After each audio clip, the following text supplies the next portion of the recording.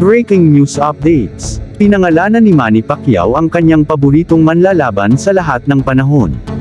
Si Manny Pacquiao ay itinuturing ng marami bilang isa sa mga pinakadakilang boksingero sa lahat ng panahon, at ngayon ay pinangalanan ng alamat ng Filipino ang kanyang paboritong manlalaban.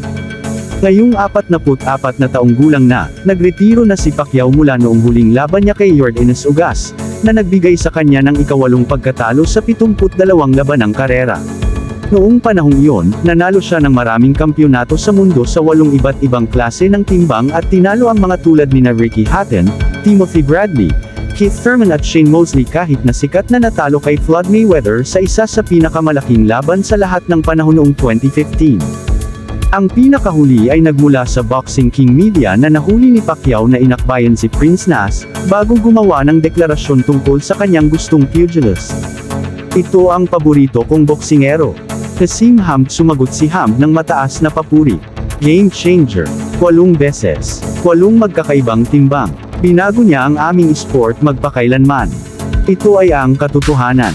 Habang si Amir Khan ay patuloy na humahabol sa pakikipaglaban sa alamat, sa ngayon ay nakikipagnegosasyon si Pacquiao sa kanyang pagbabalik sa sport at binalangkas ang kanyang mga pangarap na lumaban sa Paris Olympics.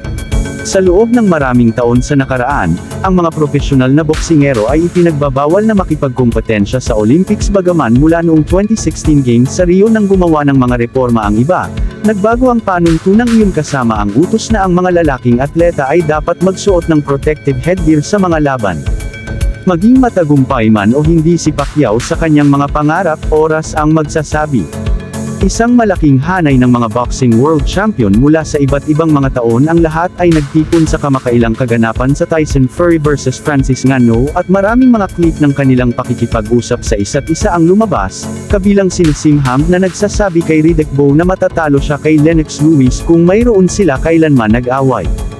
Ang asawa ni Tyson Fury ay gumawa ng kahilingan sa pagre-retiro bago ang malaking anunsyo balita sa boxing. Gusto ng Paris Fury na magretiro si Tyson Fury pagkatapos ng laban ni Alexander Usyk.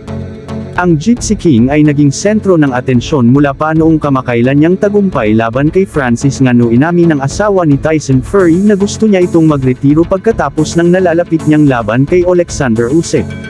Inaasahan ang isang anunsyo na malapit nang makumpirma na ang dalawang lalaki ay pupunta sa digmaan sa Pebrero, na ang kanilang laban ay naka-schedule dati sa Disyembre.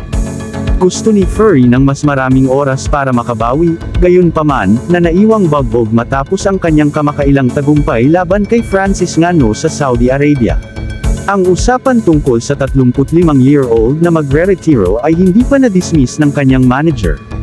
Umaasa ako na pagkatapos ni Usyk kanyang paparating na laban kay Alexander Usyk, ay matatapos na ito, sabi niya.